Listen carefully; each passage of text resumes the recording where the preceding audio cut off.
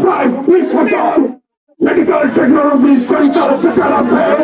রাষ্ট্রপতি বেকার সৃষ্টি করার জন্য আমাদের সৃষ্টি করেছে। যখন জন্ম দিয়েছেন আমার নিজেকে ব্যবস্থা আপনাকেই করতে হবে। যখন জন্ম দিয়েছেন আমার মৌলিক অধিকারও আপনার গ্রহণ করতে হবে। বর্তমান সরকারের মানবিক প্রধানমন্ত্রী তারেক রহমান সাহেবের দৃষ্টি আকর্ষণ করছি। আপনি রাষ্ট্রীয় ক্ষমতায় আসীন হওয়ার পর এত স্থিতিশীলতা, এত সুন্দর রাষ্ট্র পরিচালিত হচ্ছে, যেখানে প্রসঙ্গ দেখছেন আপনি নিজে চলে যাচ্ছেন, গাড়ি থেকে নেমে সাধারণ মানুষের সাথে কথা বলছেন, সমস্যার সমাধান করার চেষ্টা করছেন।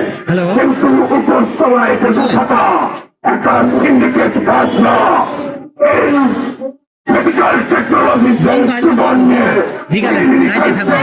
আমরা আপনার সবাই দৃষ্টি আকর্ষণ করছি।